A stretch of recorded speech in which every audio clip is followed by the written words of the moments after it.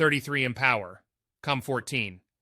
The Rotary Club movement began as an idea conceived in the mind of Paul Harris, a lawyer who was seeking a way of extending his personal acquaintanceship for the purpose of building up his law practice without violating the ethics of the legal profession. It was just a simple idea born in a humble heart, but it was backed with definiteness of purpose. So the idea grew until today it circles the earth and brings men of nearly every nationality together in a spirit of friendly fellowship. The discovery of America. 15. Indeed, the very discovery of this great new world came about as a result of an idea germinated in the mind of a humble sailor who backed it with definiteness of purpose. Think for a moment of the importance and far-reaching effects for all mankind of this single idea. America now holds a position of eminence among the nations of the world, and holds aloft the ideal of human freedom and the right of the individual to be self-determining. Thus, a single idea extended to its ultimate conclusion may well influence the entire human family, a scientific game 16. Another idea which has transformed mankind's mode of living was the object of one of the most fascinating games which men of science ever played. This was the idea that an invisible opportunity, a rich scientific prize, was hidden in the air.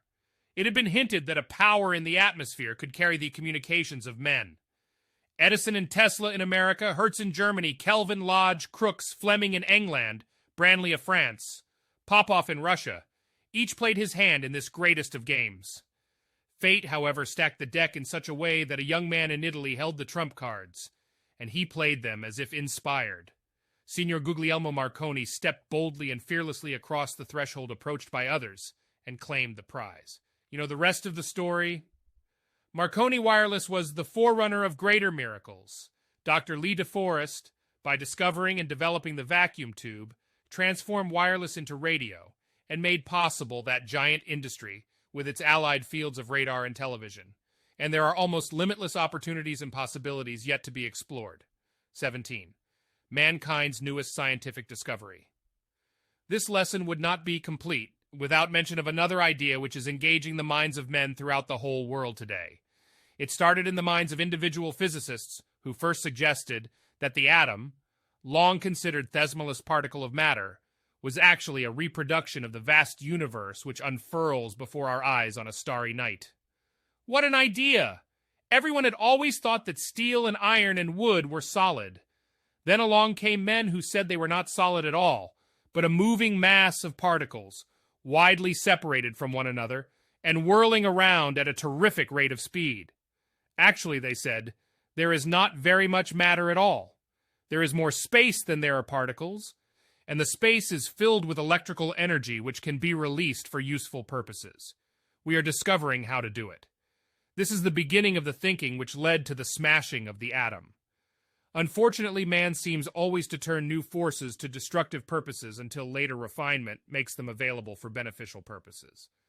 Let us hope that there will be no further need for events such as occurred at Hiroshima, but that the great potentialities of man's next development may be turned to the curing of disease, the reclaiming of desert wastes, the liberation of men from want and privation.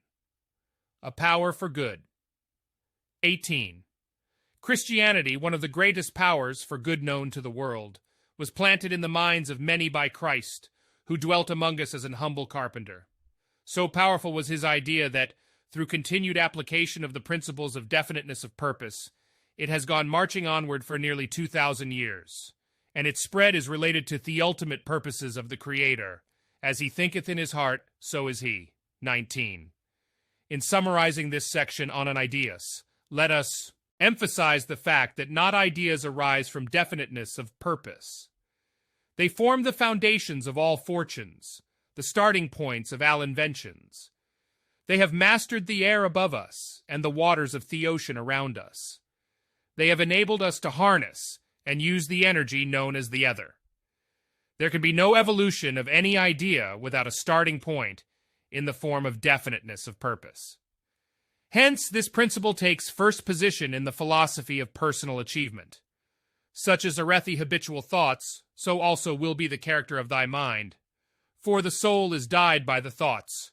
Marcus Aurelius, Roman emperor and Stoic philosopher. Big ideas behind definiteness of purpose 20. There are certain factors which enter into this subject of definiteness of purpose that may be classified as mental. Other factors might be classified as spiritual, and others might be classified as economic. We're going to analyze each one of these factors so that you will have a complete and thorough understanding of them, to the end that you may take full advantage of the benefits of this great principle of individual achievement. There are 7 big ideas around which this analysis will center. First big idea. 21. The starting point of all individual achievement is the adoption of a definite major purpose and a specific plan for its attainment. 22. As soon as you have decided on your definite major purpose, you can expect to enjoy some advantages. These advantages come almost automatically. First advantage 23. Definiteness of purpose develops. 1. Self-reliance 2. Personal initiative 3. Imagination 4. Enthusiasm 5. Self-discipline 6. Concentration of effort 24. All of these are required for material success. As we proceed in this and subsequent lessons, we shall discuss in detail just what is meant by these qualities and how they are acquired, developed, and made a part of your equipment for success. Second advantage. 25. Specialization. Definiteness of purpose encourages you to specialize, and specialization leads to perfection. Your success in life will depend a great deal on your specialization. Andrew Carnegie believed in specialization.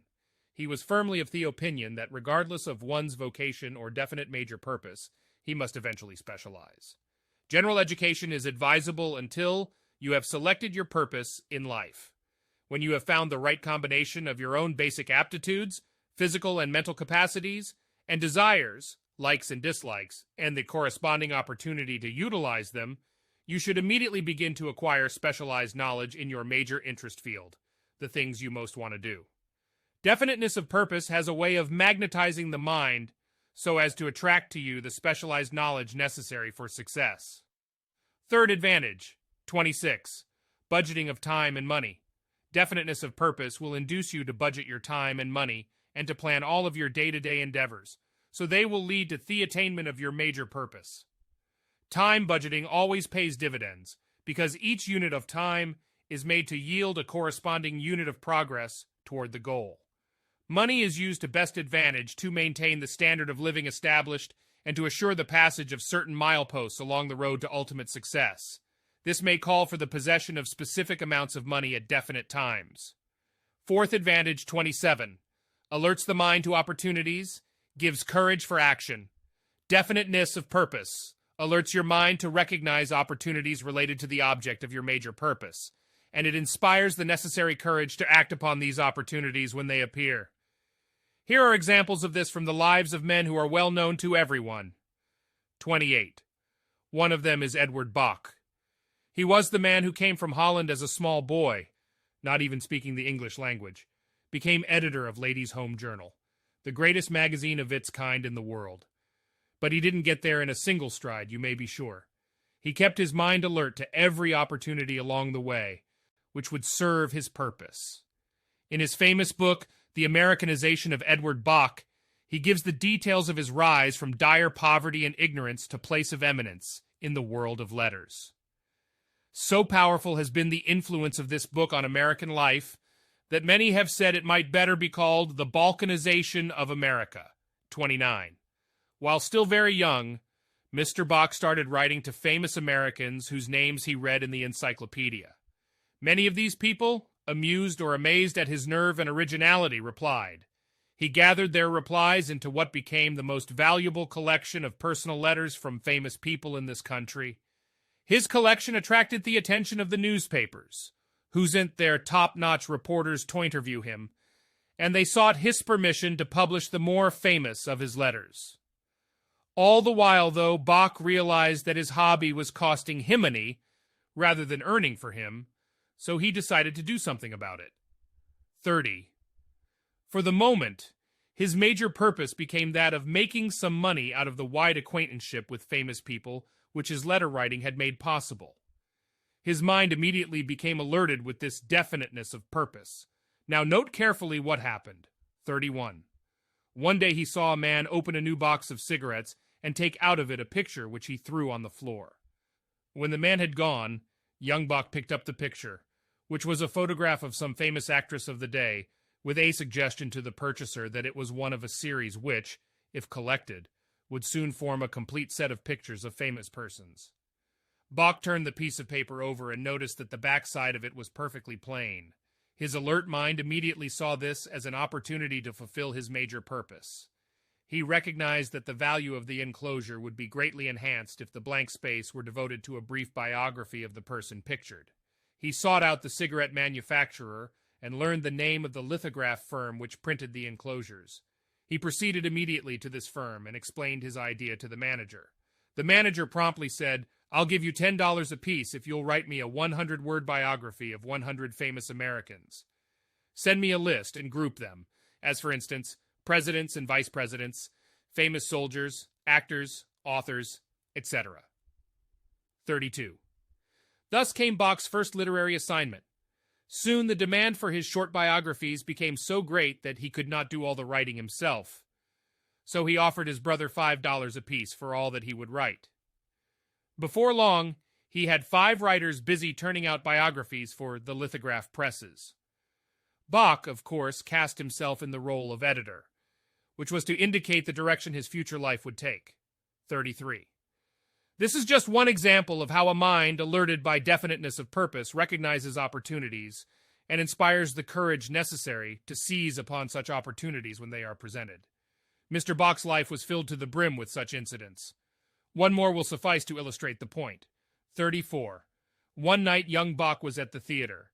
It was the custom then foreman to leave the ladies and go out for a smoke or a drink between acts. The ladies had little to do except read the program. Bach turned his attention to the program and noticed it was large and cumbersome, poorly printed, and generally very unattractive. He conceived the idea of making a smaller program, one which could be more conveniently held in the hand, and including in it some interesting reading matter. Next day he prepared a dummy of his idea and discussed it with the theater manager. Also, he pointed out that where previously the programs had cost the theater money, he would supply such programs free of cost, for the exclusive rights. Bach then formed a partnership with a friend who had more extensive experience in publishing and advertising than himself. Realizing that their idea might be copied, Bach proceeded to get exclusive rights from all the theaters. The business flourished, and this publishing alliance eventually went into the regular magazine field and created what was later known as the American Magazine. 35. You will notice that young Bach indeed exhibited definiteness of purpose and profited by the alertness of his mind which resulted. He later pioneered what we know as the syndicated column in our daily newspapers. He conceived the innovation of the woman's page, and eventually, of course, perhaps one of the greatest molders